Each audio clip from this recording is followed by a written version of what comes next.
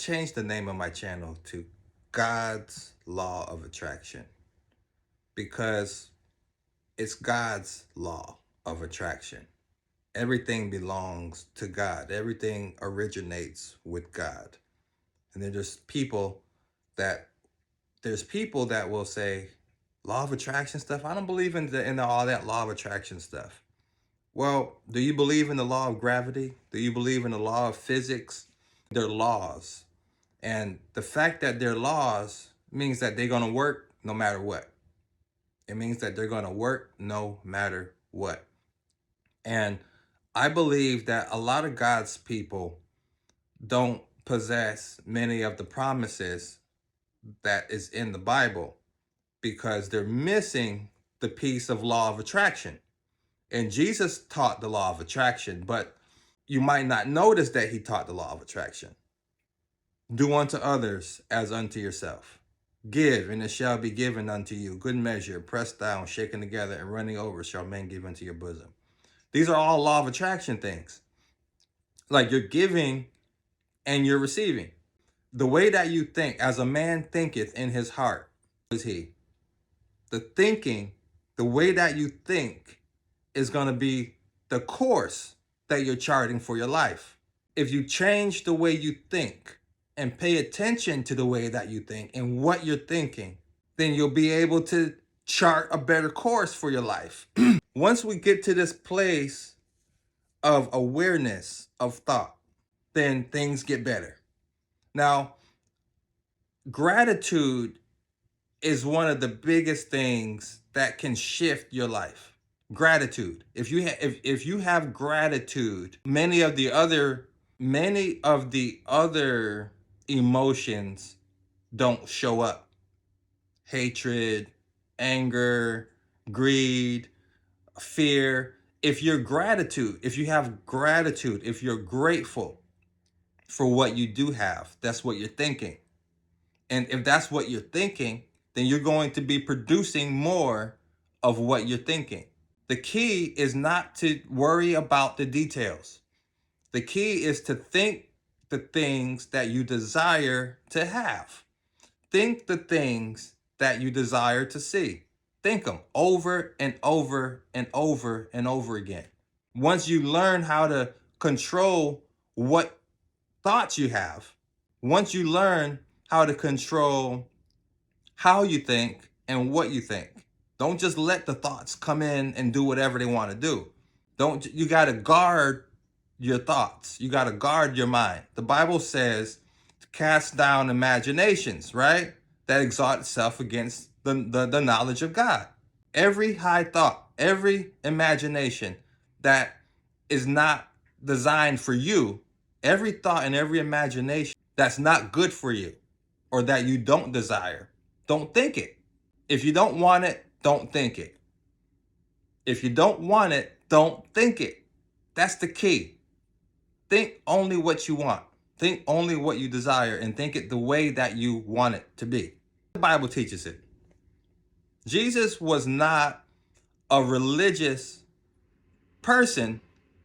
Jesus was actually at odds with the religious leaders of that time.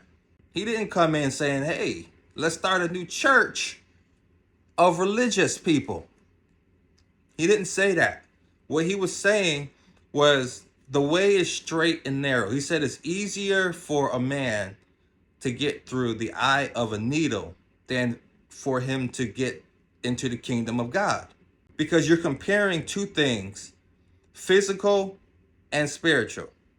One of those things is spiritual, one of those things is physical. The spiritual thing is the harder thing for them to do. It's the physical thing. It's actually easier to do the physical thing than it is to do the spiritual thing. That change that has to happen, that change that has to occur, it has to happen in your mind. Be not conformed to this world, but be ye transformed by the renewing of your mind. Your mind must be renewed. Your mind must be renewed. There's no other way around it. The way that a person thinks is what directs their path. The way that a person thinks, that's the difference between poverty and riches. That's the difference between success and failure. It's how we think. There's no other way except for changing how we think and what we think. Because those thoughts, once they get into our minds, into our heads, if we keep thinking them, those are the things that we're going to draw into our life. It's energy. It's energy. It's vibrations. You're sending out the signal of whatever it is that you think constantly. I had to think back to what actually destroyed the earth, or how the earth actually got destroyed in that great flood, the flood with Noah and the Noah's Ark. Well, what did God say to give us a clue as to what's really happening here? What did God say? He says that the imaginations of the thoughts of his heart was evil continually. The imagination of the thoughts of his heart was evil continually. Therefore, I must destroy him. See, we were destroyed because our thoughts were destroying us. We were having destructive thoughts. We were having evil thoughts. We were having thoughts of fear, thoughts of anxiety, thoughts of suicide, thoughts of murder. We're having thoughts of all kinds of negative emotions, stress, fear, doubt, worry. We were thinking these things continually, and God knows what that does to us. But since we didn't know what it was doing to us, we continue doing it. If we knew what we were doing, we wouldn't have done it.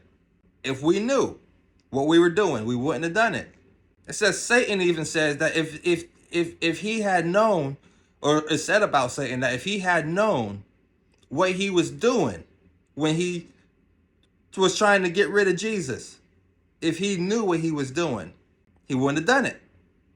He wouldn't have done it. He done planted the seed that was going to heal this land, and he didn't know what he was doing. See, our thoughts chart the course of our life.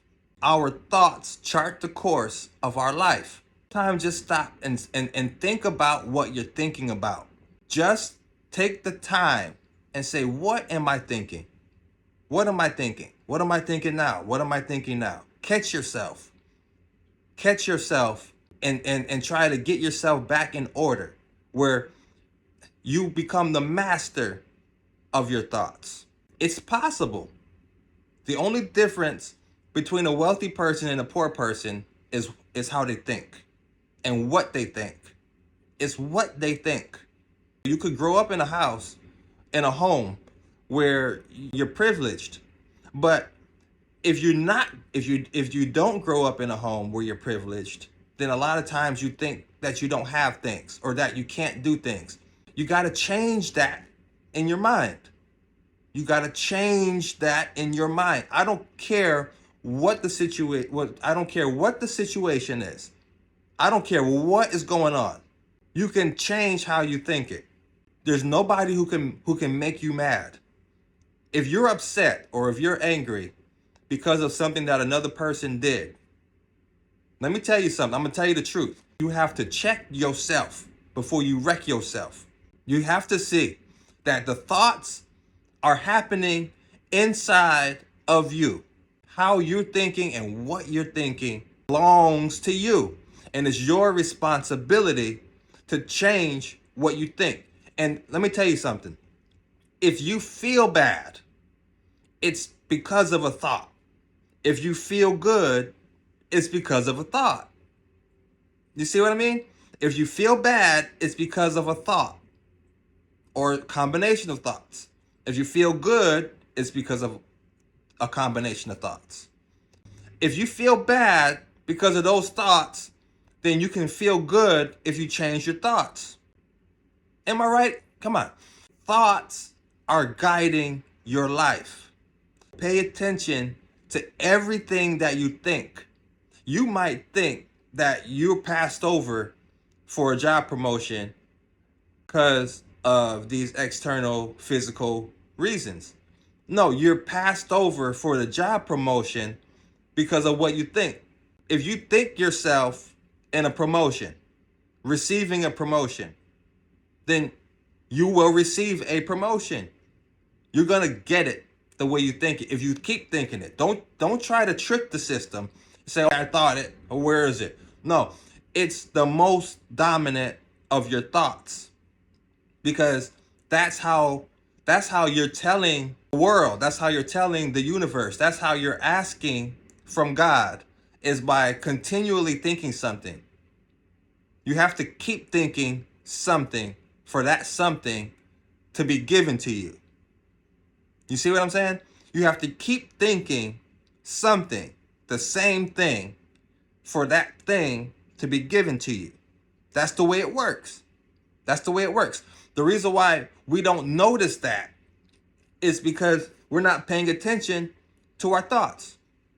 We're not paying attention to what we think. We're not paying attention to what we imagine. And we're not paying attention to what we say. And the moment that we start paying attention to those three things, your life is going to change dramatically. Dramatically. Doors swing wide open, even if there was no door there. The doors just swing wide open. I'm telling you the truth. This is the way the Bible teaches it. The Bible is teaching it. But see, we say, well, you're either part of the world, or you're religious, or you're into that science stuff, right? Or law of attraction type stuff, right? Well, you got to put everything together, because everything belongs to you. You can't say, you have to stop thinking that doesn't belong to me. That doesn't belong to me.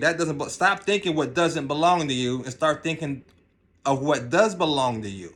Start thinking about what does belong to you, and more things will belong to you. Because the only thing that's going to really change is going to be your awareness of what does belong to you. Once you start saying things like, I'm rich, I'm blessed, I'm healed, but you think it constantly, guess what's going to happen? Guess what? The only thing that is possible that could happen. You're going to be rich. You're going to be healed. You're going to be, whatever it is that you constantly think is what you're drawing to yourself.